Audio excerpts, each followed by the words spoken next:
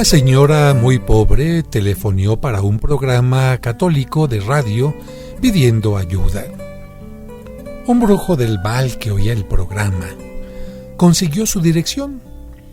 Llamó a sus secretarios y ordenó que compraran alimentos y los llevaran a la casa de aquella mujer con la siguiente instrucción: cuando ella pregunte quién mandó estos alimentos, respondan que fue el diablo.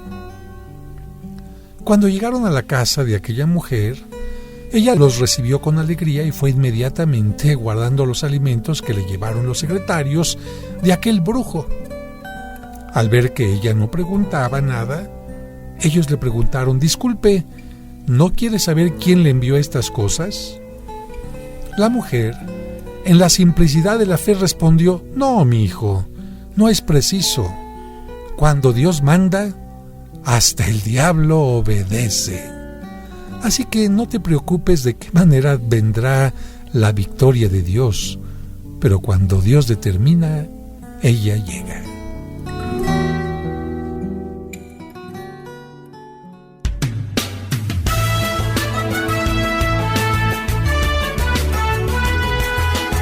Es día de aprender algo más y hacer una buena reflexión para ser mejores en la vida. ¡Claro! Te acompaña ese amigo que te guiará en tu camino.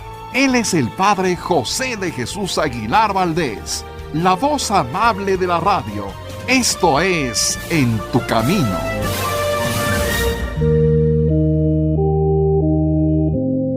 Amigos, amigas, muy buenas tardes y bienvenidos a este programa En tu Camino, que como tú sabes, siempre nos ayuda a entrar en comunicación y, como lo dice el hashtag, para estar abriendo la conversación. Y así como le agradezco a usted, te agradezco a ti por tu atención, también agradezco a mi productor Sergio Enríquez Morín y a quien está en los controles, y quiero agradecer hoy nuevamente la presencia de Alan Cid, porque gracias a los conocimientos que él tiene sobre el ser humano, sobre el comportamiento, las desviaciones y las posibles correcciones que uno puede tener a través de la psicología, a través de la hipnosis, nos va a ayudar a comprender un tema que tiene que ver con cómo comemos. Somos lo que comemos, por qué comemos de tal o cual manera, comemos simplemente para satisfacer una necesidad, para nutrirnos, o quizás también para estar ocultando algún problema. Alan, ¿cómo estás? Bienvenido. Muy bien, padre, gracias, muy contento de invitarme nuevamente. Gracias por estar aquí nuevamente. Estábamos platicando el otro día acerca de los desórdenes alimentarios. Sí. Y creo que es un tema interesante para tratarlo con nuestro auditorio, ¿no lo crees?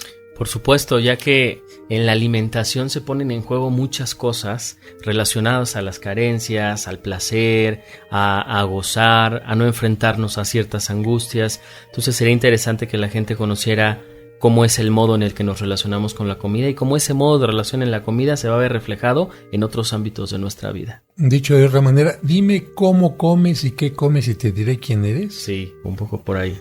Bueno, y es que tienes mucha razón en que el ser humano empieza a tener contacto con la vida a través del alimento, porque bueno, mientras estamos en el vientre de nuestra madre, no nos toca a nosotros elegir lo que vamos a comer, ni cómo lo vamos a recibir, simplemente a través de esa tripita que está en nuestro ombliguillo. Pero a partir de que nacemos, ya la relación niño-mamá empieza a poder ser positiva, agradable o incluso negativa, ¿no?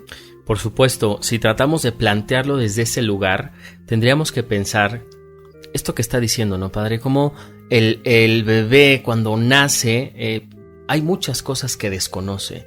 De hecho, es un monto de angustias. Entonces, por ejemplo, cuando llega por primera vez la sensación de hambre, que antes no la tenía porque recibía el alimento sin esfuerzo, pues él empieza a reconocer que tiene una sensación displacentera. Quiere decir que es una sensación que no le es agradable. Entonces eso, le empieza a generar un monto de angustia muy alto. ¿Qué hace el bebé con esa angustia? La necesita descargar.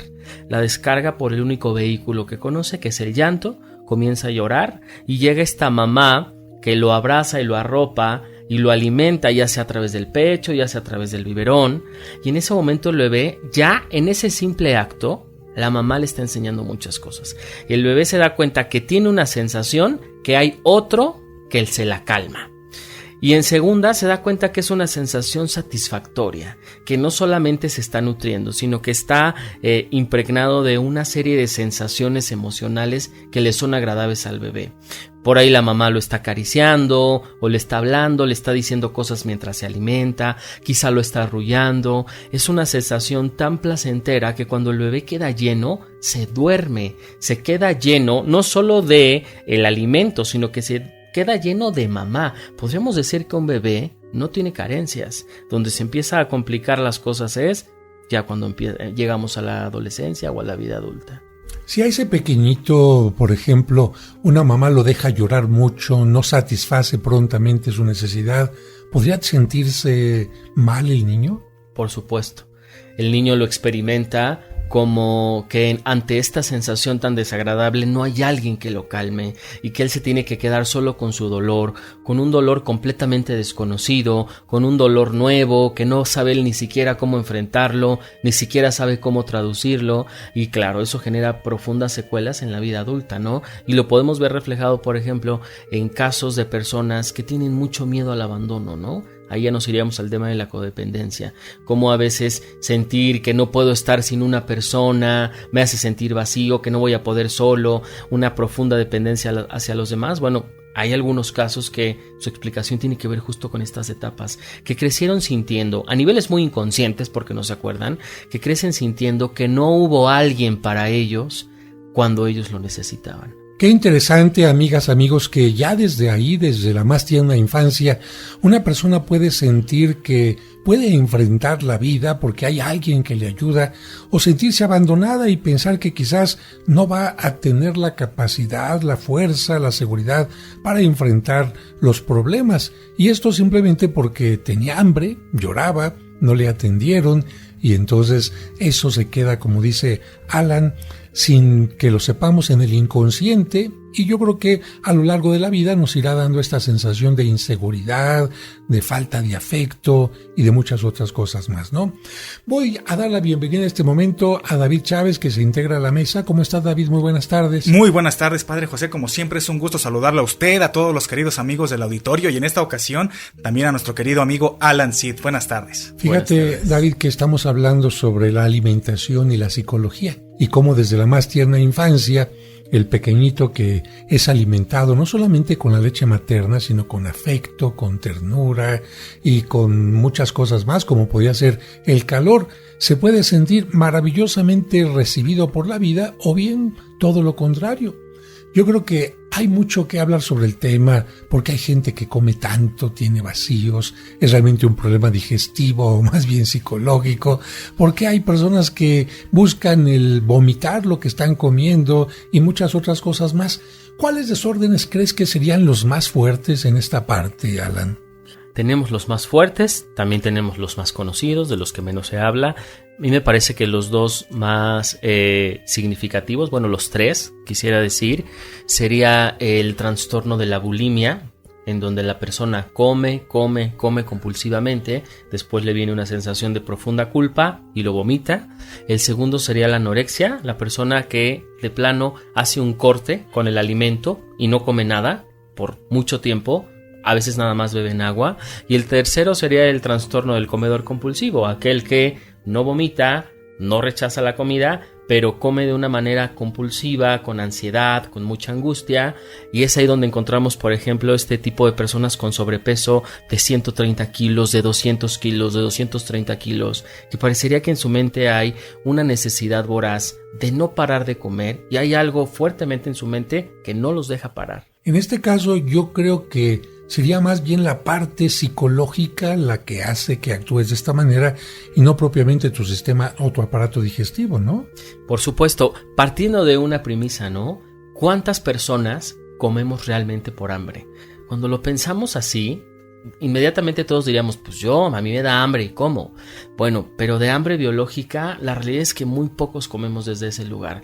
Casi siempre cuando te da hambre, te haces este cuestionamiento como de qué se te antoja, como que qué quisieras comer, se escucha esta frase de, ay, pues ya comimos eso ayer, ahora hoy hay que comer algo diferente, como si fuera malo repetir lo mismo, o difícilmente alguien desayuno, come y cena lo mismo, a menos que sea un obsesivo, pero entonces nos damos cuenta que por ahí se pone en juego el placer.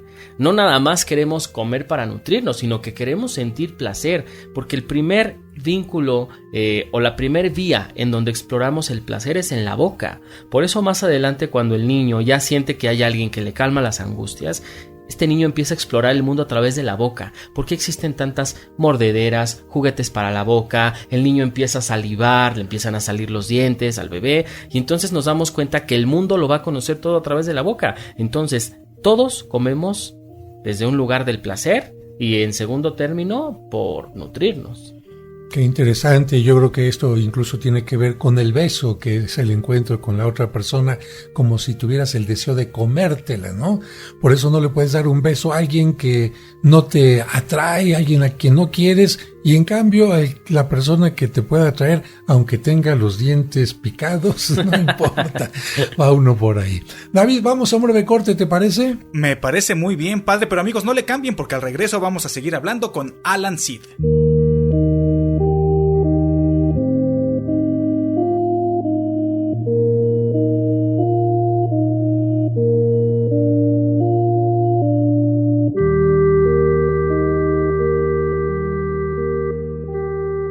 Y recuerda que tú nunca estás sola o solo, porque de una u otra manera Dios siempre se hace presente en tu camino.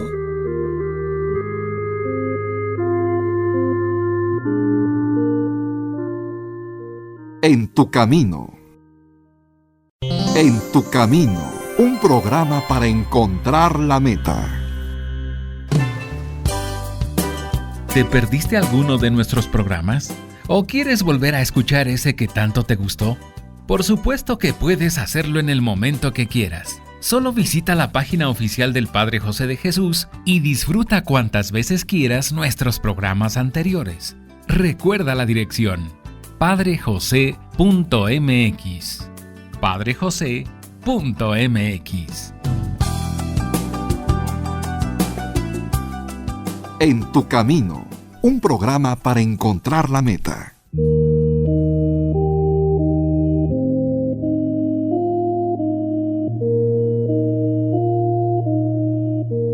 Amigos, amigas, muchas gracias por continuar con nosotros, y si ya están comiendo, muy buen provecho, pero también aprovechen para preguntarse ¿por qué estoy comiendo esto? ¿Por hambre? ¿Por necesidad? ¿Por capricho? ¿Por placer? ¿O simplemente porque no había de otra? David, ¿continuamos? Claro que sí, Padre José. Muy interesante lo que nos mencionaba Alan antes del corte, en el bloque anterior, sobre los trastornos más conocidos, la anorexia, la bulimia y quien come de manera compulsiva. Pero Alan, ¿estos trastornos tienen el mismo origen? ¿Todos se originan por lo mismo o por diferentes eventos? ¿Qué sucede? Digamos que el común que tienen estos trastornos es que hay una mala relación con el alimento.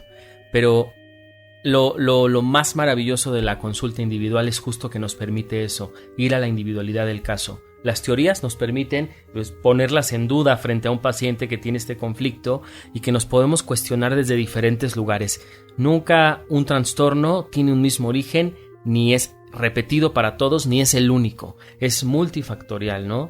Siempre, por ejemplo, en los casos de consulta en este tipo de trastornos, siempre hay que trabajarlo de la mano con un médico, de la mano con un nutriólogo, porque por ahí la persona con anorexia, pues a lo mejor la urgencia no es tanto la terapia, sino el médico, porque ya está en un grado muy fuerte, o por ahí la persona muy obesa, pues tampoco es tiempo de hacer un análisis sobre cómo come, sino tal vez de una cierta cirugía para que lo puedan bajar de peso. O sea, el espacio terapéutico entra cuando la salud ya no está tan en juego.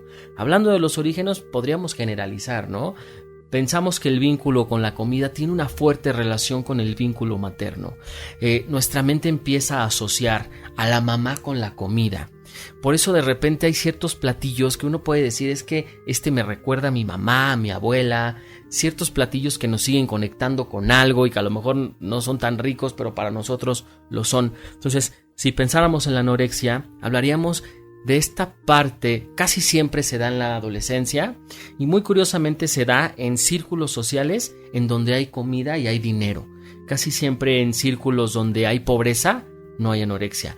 Quiere decir que es muy característico de jovencitas, generalmente en el periodo de adolescencia, donde empiezan a tener conflictos con su mamá, y a veces la comida cobra un sentido muy particular, y no comer para ellas es como también decirle no a mamá. Como que esta mamá que me nutre, como la comida que me nutre, ahora le voy a decir que no. Pero no solamente le digo no a la comida, sino le digo no a mi mamá, pero también a lo mejor le digo no a mis amigos. Entonces el decirle no a algo benéfico tiene que ver con el daño que se hace una joven con anorexia por no quererse relacionar con los demás. Qué interesante. Entonces, como bien mencionas, se puede generalizar acerca de estos temas, pero cuando aparezca en casa con un amigo o una amiga, pues hay que decirle, mira, creo que tienes que ir a una consulta para que se analice tu caso. Porque si tomas el caso de fulanita de tal, es como los zapatos. A lo mejor a ella le quedan muy bien, pero a ti o te van a quedar flojos, o te van a quedar apretados, o simplemente te van a hacer daño. Entonces no es conveniente de ninguna manera utilizar recetas para este tipo de problemas, porque como bien mencionas puede estar ligado no solamente a un problema, sino a 2, 3 o 4 o hasta más, ¿no? Sí, más que este tipo de trastornos los consideramos en la clínica como trastornos graves. Son pacientes que hay que verlos mínimos 3 veces por semana en consulta, que hay que estar constantemente en comunicación con el médico. Por supuesto van acompañados de tratamiento psiquiátrico, porque ahí en el fondo nos está hablando de temas relacionados de la ansiedad, muy probable de la depresión, que no los deja estar en paz. Y entonces creo que la fortuna de la consulta individual hace que estas teorías estén puestas en el paciente para que él mismo vaya descifrando, hablando y diciendo lo que significa para él. Pero creo que siempre el objetivo de la terapia va a ser que él pueda encontrar el origen. Digamos que el que no coma sería un síntoma. Nuestro trabajo principal como psicoterapeutas será encontrar el origen para que desde ahí él pueda hacer algo diferente, pensar algo distinto y relacionarse diferente con la comida. Pero fíjate, David, qué interesante, porque algunas personas dicen, ándale, hija, échale ganas, ¿no? Como si fuera un asunto de echarle ganas. Yo conocí a 2 muchachas que precisamente tenían un problema así, y por más que se esforzaban, llegaron a decir, no puedo, Claro. no puedo en absoluto. Incluso pensaban que se iban a morir así, porque decían, no está en mí la capacidad de ponerle un fin a esto. Pero por otra parte, Alan, las personas que tienen un problema así, ¿los reconocen? Justo ese es el tema, ¿no? Cuando lo reconocen hay algo que podemos hacer. ¿Cómo funciona la mente? Aparece un conflicto, que la persona no lo ve como un conflicto, el que sea, y de ese conflicto la persona goza. Aunque parezca muy extraño, la anoréxica, el comedor compulsivo, la persona de bulimia goza de hacer esa conducta, por muy dañina que sea. El tratamiento tiene grandes posibilidades de ser exitoso cuando esta persona ya no quiere disfrutar de ese goce que le proporciona la conducta, porque no es como creemos, ¿no? Algo me hace daño, voy a la terapia. No, más bien, esto de lo que he estado gozando ya no puedo continuar. Podemos poner el ejemplo de una mujer que hace un vínculo dependiente con su pareja. No se atiende porque en esa dependencia se satisface ser todo para ese hombre, y cuando ella empieza a tener celos, desconfianza, el hombre ya no empieza a llegar tan temprano, no llega a dormir. Ahí es donde aparece la angustia, porque ella ya no puede gozar de sentir que ese hombre es para él. Ahí es donde ella va a recurrir a la terapia, pero no va a recurrir porque quiera dejar de depender de él, sino porque ella siente que ya no puede seguir gozando de tenerlo en control. Entonces lo mismo pasa con este tipo de trastornos. Es muy complicado que lo puedan reconocer como un problema, porque para la anoréxica la angustia es engordar y el tratamiento tiene que ver con que coma. Entonces, por supuesto que nos vamos a encontrar con un gran enemigo en la mente llamado la resistencia. Efectivamente, Alan, este es un gran problema. Primero, reconocer el problema, aunque yo quiero preguntarte, hay veces que he escuchado que ni siquiera se tiene que atacar el problema directamente, por ejemplo, la anorexia. Vamos a hablar de tu anorexia, sino que es más bien liberar otro tipo de emociones que son las que te están atorando, y quizás ese problema se corrige casi solito. Depende de cada caso. A lo mejor hacia donde iría el objetivo de este caso de una persona anoréxica es que esta joven sienta que en la consulta no va a ser juzgada, no va a ser criticada. De hecho, aun por muy raro que parezca, ni siquiera mi lugar es decirle que coma, Mi lugar ni siquiera es aconsejarle qué debe hacer o no, qué alimentos debe elegir o no, a convertirme como en un tercer padre que le dice, anda, coma. Ni siquiera es mi lugar, por muy demacrada, mal que yo la vea, en un estado de delgadez extrema. Mi lugar es ayudarle a entender qué vínculo ha estado estableciendo con la comida. Y me parece que cuando las reglas se están partiendo desde ese lugar, ya se genera un vínculo de confianza, porque la joven va a la consulta analizando su relación con la comida, pero no va con alguien que le prohíbe, que le dice qué hacer, que le dice que está bien y que está mal. Desde ese lugar podemos tener muy buenos resultados. Eso que dices es muy bueno, porque algunos papás o mamás dicen, ve con el psicólogo para que te cambie, ve con el psicólogo para que te corrija. Y no le dicen, ve con el psicólogo para ver en qué puedes mejorar, si hay un problema o no, qué es lo que puedes hacer tú, porque también le echan al psicólogo toda la responsabilidad, ¿no? Como si fueras un mago, sacas la varita y ya se resolvió el problema, y la persona que está yendo a consulta no está haciendo nada de su parte. ¿Y eso de qué nos habla, padre? De las grandes deficiencias de los papás ante la educación de sus hijos, ante la comprensión de las emociones, y entonces los papás entran en un estado de proyección. Voy a proyectar todo lo que yo no puedo hacer con mi hijo en otro, en el especialista, en el doctor, en el psiquiatra. Todo lo voy a poner afuera y entonces yo no me quedo con nada. Por eso, como en algún programa lo hablábamos, siempre que el caso tiene que ver con un niño o con un adolescente, yo incluyo a los padres en el tratamiento y no los dejo afuera, porque les hago ver que el conflicto tiene que ver con una dinámica familiar. Si este paciente que come compulsivamente lo hace porque no quiere que se le vaya mamá, y mamá es una mujer muy sobreprotectora, tengo que hablar con la mamá, trabajar también con la mamá, porque de eso va a depender que su hijo se sane. Si los dejamos fuera del tratamiento, les quitamos la responsabilidad a ellos y entonces sí, les hacemos creer que la carga está en el psicólogo y en el hijo, y ellos se limpian las manos. Fíjate que a propósito de esto nos escribe Gabriela Martín y nos dice, padre, tengo un hijo, es el único, y desde que era pequeño, siempre que estaba triste o se sentía mal, yo le daba una paleta, una dona, y siempre que tenía algún problema hacía lo mismo. Yo lo veía feliz comiendo y ahora lamentablemente pesa más de 100 kilos y se la pasa comiendo. ¿Tendrá algo que ver la forma en que lo traté? Por supuesto, completamente, ¿no? Y por ahí podemos pensar que se está gestando una depresión muy severa y que ese hijo aprende a calmar esa depresión con dulces, comiendo, pero que de fondo nos habla de una depresión muy intensa, y sabemos que en los niveles más profundos de depresión la persona puede llegar al suicidio. Ah, caray, amigos, escuchen esto, depresión no es solamente tristeza, depresión puede ser también un enojo constante o esta forma constante de estar recibiendo alimentos cuando ya no se tiene hambre como tal. Vamos a un breve corte, David. Y regresamos enseguida, amigos, para continuar charlando con Alan Seed.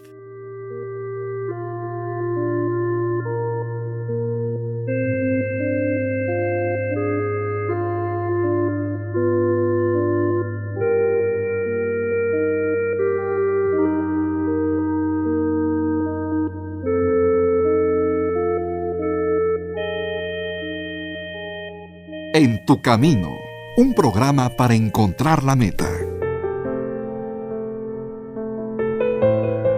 Como parte de la recuperación de las actividades de la parroquia de los santos Cosme y Damián, el Padre José de Jesús volverá a impartir el curso gratuito de tanatología para quienes han sufrido alguna pérdida, fallecimiento de un ser querido, rompimiento amoroso, infidelidad, pérdida de empleo, aparición de una enfermedad importante y otras más. El curso tendrá 8 sesiones dominicales del 12 de junio al 31 de julio de 4 a 5:30 de la tarde.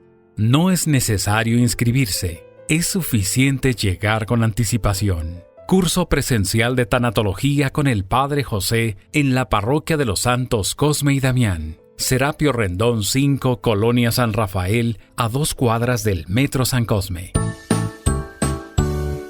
¿Deseas comprar el extracto de agave Mimex? Informe sobre costos y envíos al 55 55 66 77 44 de 9 de la mañana a 7 de la noche todos los días de la semana. Mimex, Mimex, Mimex, aliméntate con Mimex. Aviso de funcionamiento COFEPRIS número 001319. En tu camino, con el Padre José de Jesús Aguilar Valdés, la voz amable de la radio. En tu camino, con el Padre José de Jesús Aguilar Valdés, la voz amable de la radio. En tu camino.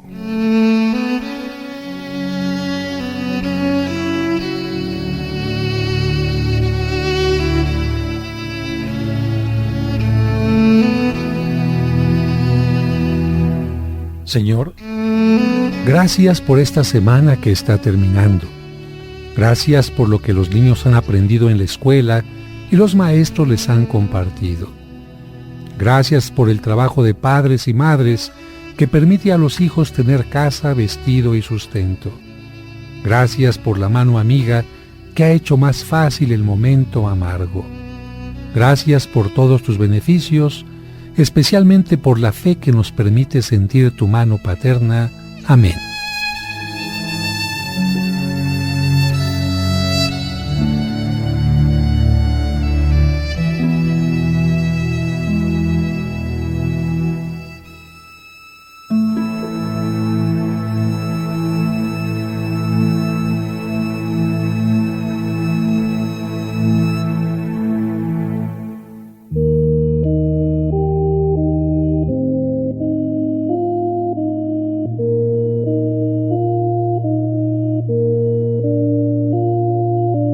Amigas, amigos, muchas gracias por continuar con nosotros. Y a propósito de lo que nos comentaba nuestra amiga en el segmento pasado, fíjense que México tiene el primer lugar en obesidad en todo el mundo, y quizás esto es porque las mamás piensan que lo mejor para un pequeño es darle de comer todo lo que quiere, sin darse cuenta que a lo mejor ni siquiera es bueno lo que le están dando, porque no lo están nutriendo, sino simplemente llenando quizás algunos vacíos que tendrían que llenar de otra manera. En lugar de darle atención al niño, tómate tu chocolatito. En lugar de escucharlo, llénate la boca de esto para que no me estés interrumpiendo, ¿no, Alan? Por supuesto, en esa incapacidad de poder hacer algo para ayudar a ese niño, pues le enseñamos a suplir las cosas con comida.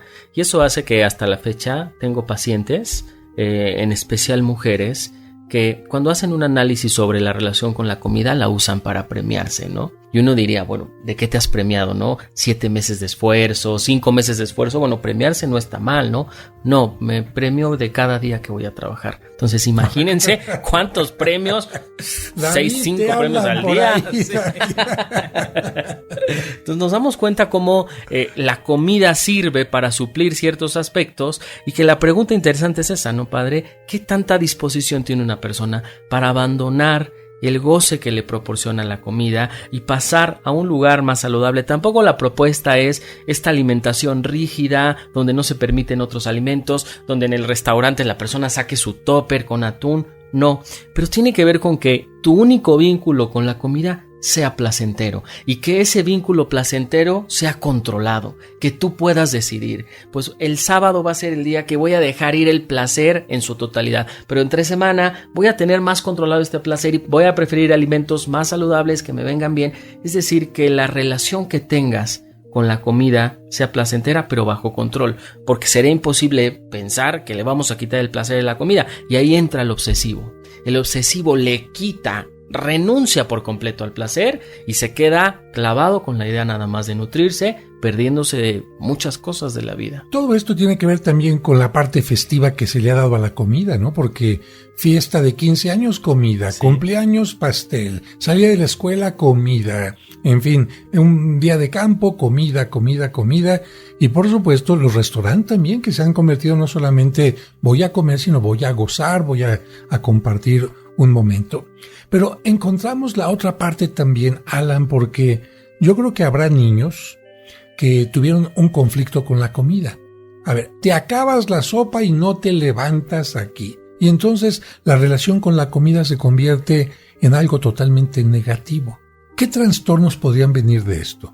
Bueno, podríamos encontrarnos frente a la obsesión. Ahí se encuentra la estructura psíquica de la obsesión, de no puedo dejar nada en la comida porque se desperdicia.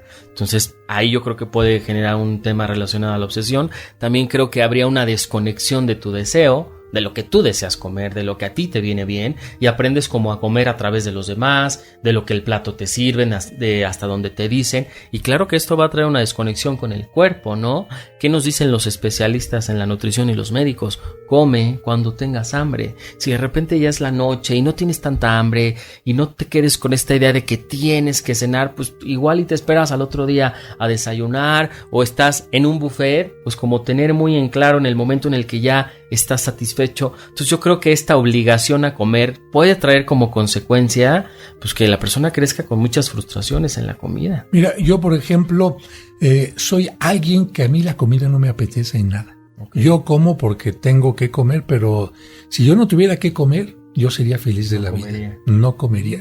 Muy de vez en cuando gozo la comida, pero sufro mucho cuando llega el momento de comer algo. Qué interesante, ¿no? Ahí. Así que ya estaré yendo a consulta. Sí, ya. ¿Alguna pregunta, David? Yo tengo el trastorno completamente al revés. Al contrario. Exactamente. Yo estoy esperando nada más el momento de comer. Y efectivamente a mí me pasa a veces eso, Alan. Tengo que terminarme todo lo que me sirvan. Y si hay más, también. Entonces, pero eso estabas hablando de que comer compulsivamente es principalmente suplir algo que no tuviste y lo suples quizás con la comida. No sé, se me ocurre, por ejemplo, algún niño que nunca fue reconocido por su papá, que siempre lo ninguneaban. Pues a lo mejor en la comida encuentra, pues es que aquí sí encuentro el placer que no tenía del reconocimiento de mis papás, por ejemplo. Sobre todo porque se pone en juego el tema del control. El control de decir, yo al alimento lo controlo, me como lo que yo quiero, lo que me nace, ilimitado si ese es el caso, ¿no? A diferencia de las carencias emocionales, ¿no? Yo este deseo que tuve de esta mamá o de este papá que me reconozca, pues perdí yo el control por completo, porque no hizo mi mamá o mi papá lo que yo quería, lo que yo hubiera deseado. ¿Qué voy a hacer? Entonces ahora voy a hacer una relación con la comida de mi control. Yo voy a decidir qué como, cuántas calorías, hasta cuánto como, y de esa manera se hace una especie de regresión a la niñez, donde ahora yo soy el que controlo. Me pasa, por ejemplo, con los pacientes para dejar de fumar, ¿no? Que cuando escuchan hipnosis, dejar de fumar, el paciente llega diciendo, claro, una hipnosis, dejo el cigarro y puedo seguir mi vida. Y cuando entran al tratamiento se dan cuenta de que no, de que el análisis del vínculo tiene mucho que ver, y pasa justo algo parecido.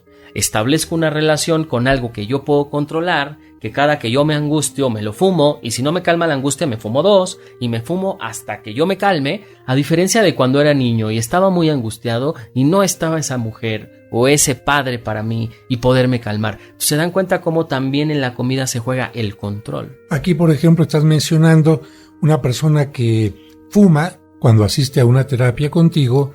No es para dejar de fumar, sino para encontrar qué es lo que lo está haciendo fumar, porque a lo mejor deja de fumar, pero este problema lo va a proyectar en otras cosas. Ahora que estabas hablando de control, también hay personas que no sé si quieran controlar la comida o quieran controlar a la gente, porque hay personas que les sirven el plato y como aquella canción de que cree, ay mamá, la leche está fría, está caliente, tiene nata, señorita le pasó esto, quién sabe qué. ¿Qué hay detrás de una persona así? ¿Que sea como muy especial con la comida? Sí, que sea así, digamos, como dicen los muchachos, payasa, a todo le ve un pelito en la sopa, ¿no? Tiene mucho que ver, ¿no? Con esta dificultad a abandonar un lugar más bebé. Ya no estamos hablando tanto del niño, sino más bebé. Recordemos esa escena del bebé diciendo, caliéntale la comida, sácale el aire, no le gustó en los casos de que ya no hay leche materna y hay fórmula, esta fórmula ya no le gustó, hay que cambiársela, dale menos. Las papillas, le gustó más la de zanahoria, vamos a darle más de zanahoria. No, ya probó la de manzana y no le gustó, bueno, entonces ya no hay que darle de manzana. Entonces es como que una parte de nuestra mente bebé se instaura dentro y entonces uno se vuelve una vez más bebé, donde ya no permite ciertas flexibilidades, cosas que a veces la comida va a traer y así es como se va a servir. Entonces es un momento de arraigo al bebé, lo mismo que le pasa a una persona que es intolerante a la espera, ¿no? Por ahí tengo casos de pacientes que si los paso 5 minutos tarde, ya hay una molestia, ya me dicen comentarios como pensé que no estabas. Entonces yo digo, claro, en mí está transfiriendo un lugar más como de un papá, una mamá que no estuvo para él y que donde yo no esté, pues él se queda muy enojado conmigo, como sintiendo que no le doy un lugar especial. Entonces se dan cuenta que hay acciones en las que el bebé nos vuelve a hablar. Puede estar llamando la atención también, ¿no? Sí, también. Ahora, si yo detecto que tengo algún problema en mi forma de comer, Y se nota por esto que ya estoy engordando demasiado, estoy vomitando o cosas así. ¿Cómo le hago para sacar una consulta contigo? Nos está preguntando la gente. Claro, visiten mi página www.alanseed.com y el número donde pueden agendar las consultas es 044 55 28 62 33 18 y ahí podemos coordinar una consulta. Mi consultorio está en la Colonia Roma y estoy disponible de lunes a sábado. Vamos a repetir nuevamente la página y el teléfono, por favor. Claro que sí, www.alanseed.com y el teléfono es 044 55 28 62 33 18. Pues ahí está la información, amigos. Vamos a darla nuevamente en el siguiente bloque. Y estábamos recibiendo ya muchas llamadas que nos dicen, padre, que hable más del origen del comedor compulsivo y de los trastornos raros, porque a lo mejor nosotros estamos en esos. Claro que sí, amigos. Vamos a un breve corte y regresamos enseguida. No le cambien.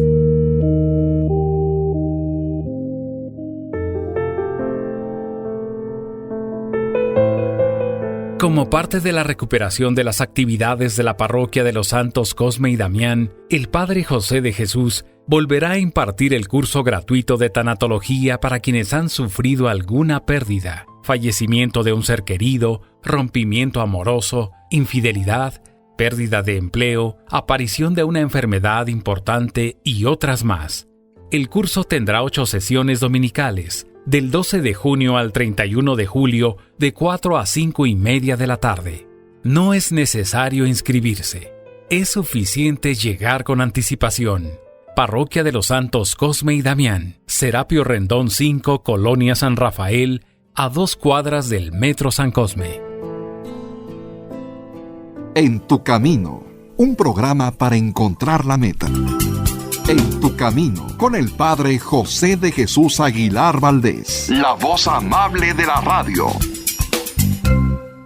Es la mujer, María siempre virgen. Hola, me llamo Larisa y te digo una cosa, a los niños también nos gustan los sábados marianos de En tu camino. Cantemos al Señor un canto nuevo, un canto a la mujer. Te esperamos el próximo sábado a las 2 de la tarde para que disfrutes el Sábado Mariano, aquí en Tu Camino. Y recuerda que tú nunca estás sola o solo porque, de una u otra manera, Dios siempre se hace presente en tu camino. Amigos, amigas, muchas gracias por continuar con nosotros en este programa especial de En tu Camino, en el que estamos platicando con Alan Seed, psicoterapeuta y grafólogo, y estamos platicando con él acerca de nuestros vínculos emocionales con la comida, con los alimentos. Qué tema tan interesante. Y en el bloque anterior, Alan, padre, quedaron pendientes algunas preguntas que han estado entrando del auditorio acerca del origen del comedor compulsivo y de algunos trastornos raros que pudiera haber con nuestra relación con la comida, Alan. Claro. Si decíamos que en la anorexia está joven y lo ponemos en mujer, también hay muchos casos de anorexia en hombre, pero realmente hay muchísimos más indicios de ser algo característico de la mujer, también por este tema social, de que hay muchísima más exigencia en ella, sobre su cuerpo, sobre cómo se tiene que ver, sobre el impacto que tiene que dar hacia los demás, contrarrestando que a veces en los hombres no hay tanta esa presión social con respecto a nuestro cuerpo, ¿no?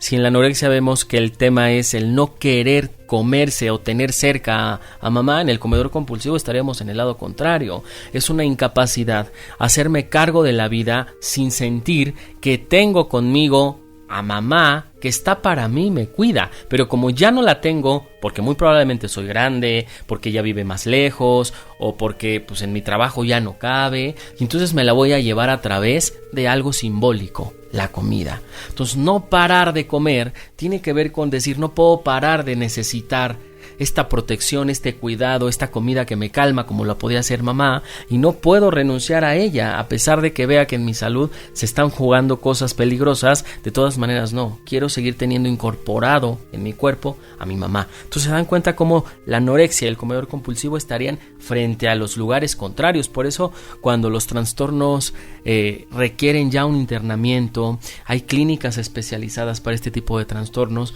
Las primeras reglas que han montado preguntado es, como son terapias grupales, no mezclar a las personas con anorexia con comedores compulsivos, porque entonces el comedor compulsivo cuenta todo lo que se ha comido, la mujer con anorexia ya se quiere vomitar ahí en la reunión, ya no se siente feliz, los ven feo a los de los comedores compulsivos y se hace todo un conflicto porque estamos frente a los casos contrarios, ¿no? Quiere decir que hay entonces grupos como los de neuróticos, los de alcohólicos, Así es. donde van, diría yo, fortaleciendo su voluntad, además de darse cuenta del problema para poderlo atacar. Y sobre todo en casos donde de verdad ya está en juego la vida, donde ya no se puede dejar a esa persona sola porque o no come nada o se come todo, y entonces en esos lugares hay una supervisión 24 horas, hay doctores checando todo el tiempo la salud, les pueden dar terapia todos los días, son internamientos donde obviamente ya no salen por un largo tiempo, se les da terapia a los padres, entonces claro que en esos grupos se puede encontrar una ayuda muy muy especial. Y bueno, pues podemos también hablar de los trastornos más extraños ¿Cuáles que encontramos. Hay uno que se llama trastorno de pica y está caracterizado porque la persona come cosas que no son comestibles. Comen pasto, comen vidrios, hojas, tierra, tornillos. Hay casos muy extraños. Hay cosas que no son comestibles y se las están comiendo, ¿no? Y ahí hay una conversión muy fuerte. Es como un tema relacionado a la autoagresión, ¿no? Me voy a lastimar con esto que sé que no nutre, que no le hace bien al cuerpo y que me daña. Cosas que no son comestibles, porque no faltará el muchacho que dice, ay, es que lo que me preparan en mi casa no es comestible y me lo como. Estamos hablando de cosas absurdas y raras. ¿Por qué puede una persona llegar a comer eso? Porque hacen una conversión de lo bueno y lo malo.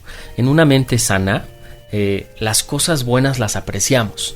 Por ejemplo, alguien que nos hace bien, alguien que nos cuida, que nos procura, que nos trata bien, pues nosotros sanamente, en el mejor de los casos, vamos a reaccionar igual. Va a ser una persona que nos va a dar gusto ver, que nos vamos a sentir contentos con su apoyo. Usted, padre, que me invita aquí a los programas, que me siento agradecido, hay un sentimiento de cariño, de afecto agradable. En ningún momento ahí en mi mente pasa la idea de agredir o lastimar.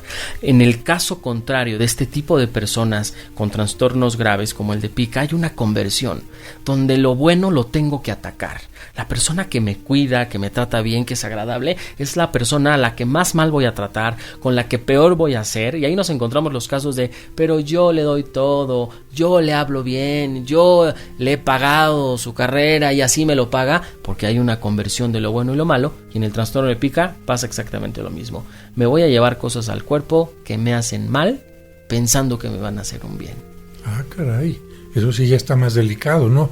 Hay que ver por qué y en qué momento de mi vida cambié esta parte de buena por mala. Cuando yo estuve trabajando en el campamento 2 de octubre, había un muchacho que lamentablemente veía que su mamá se prostituía. Como él era muy joven, su mamá le daba una gran cantidad de alcohol. Era un niño que tendría como unos 9 años, le daba alcohol mezclado con un poquito de leche para que se lo tomara. Y este muchacho, cuando creció, sintetizo, resulta que agredía a la gente que más amaba, curiosamente.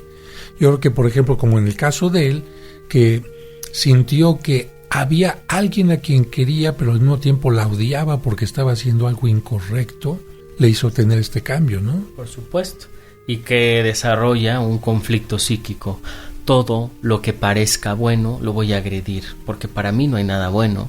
Porque donde yo puse una expectativa de alguien buena, la primera expectativa que creé de alguien buena, pues no lo fue tanto. Entonces a partir de hoy voy a crecer con la creencia y con la idea de que para mí no hay nada bueno. Y donde apenas algo parezca medio bueno, lo voy a tener que atacar. Yo creo que, amigos, amigas, todos somos como una especie de página donde hay una gran cantidad de renglones escritos, pero esos renglones a veces están desordenados y necesitamos ponerlos en orden para que se pueda entender bien lo que está escrito ahí y se pueda contar una historia. El psicólogo no haría otra cosa sino ayudarnos a poner en orden estas ideas que tenemos, estos sentimientos, estas emociones. ¿Para qué? No para quedar bien con los demás, sino sobre todo para ser mejores personas, estar con nosotros mismos contentos y al estar con nosotros mismos bien, dar lo mejor a los demás, ¿no? Sobre todo porque hay una gran diferencia entre las personas que se analizan, que se tratan, que van a psicólogos. De verdad que hay un gran resultado. Si lo podemos pensar a futuro, pues pensaríamos que vamos a tener una mejor relación con nuestro trabajo, quizá aprenderíamos a tomar mejores decisiones, nuestra manera de relacionarnos con pareja va a ser distinta desde un análisis, desde la necesidad de construir cosas nuevas, relación con amigos, con la familia, con los hijos.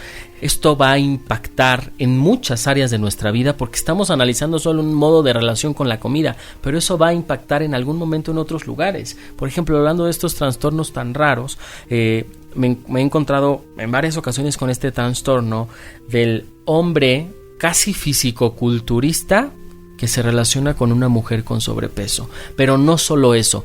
El hombre fisicoculturista disfruta de alimentar con comida chatarra, grasosa, alta en carbohidratos y en azúcares a su pareja. Es un momento placentero para ellos. Es otro de los trastornos más raros. Qué extraño, ¿no? Yo me imaginaría que alguien que tiene un cuerpo así como de atleta, pues buscaría una pareja así y a lo mejor está, no sé si proyectando lo que él quisiera, ¿no? Por supuesto, padre, le ha dado al clavo. Lo que yo no me puedo permitir, lo que yo no me puedo dar, lo que yo desearía permitirme comer, estos alimentos ricos que aunque tienen muchas calorías me satisfacen, no. Se los voy a proyectar a ella. Pero por ahí está el elemento del que hablamos de la conversión y lo bueno y lo malo, porque si es mi pareja, lo menos que quiero es dañarla, lo menos que quiero es lastimarla. Y aquí aparece un deseo de lo que me hace mal a mí, te lo voy a dar a ti. Y también de la otra persona que lo permite. Claro. Y la otra persona también goza. ¿De qué? De que siento que llega alguien que me nutre, aunque no sea bien, pero que gozo, que me lo permite, que no me regaña, que no me critica. Entonces, aparentemente para ellos eso es una relación sana, pero está de por medio el trastorno de uno y como el trastorno de ella también. Bueno, y no quisiera hablar de aquellas personas que comen poquito, pero a su mascota, ¿cómo la tienen? Yo creo que también están proyectando ahí. Exacto. Amigos, estamos llegando al final del programa y le voy a pedir a Alan nuevamente sus teléfonos, su página para que ustedes entren en contacto con él. Por favor, Alan. Claro que sí, mi página es www.alancid.com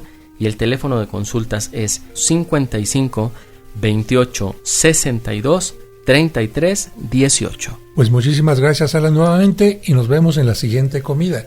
En el siguiente programa. Gracias, David. Gracias, Padre José. Alan, muchas gracias, amigos. Buen provecho. A todos, buen provecho. Hasta mañana.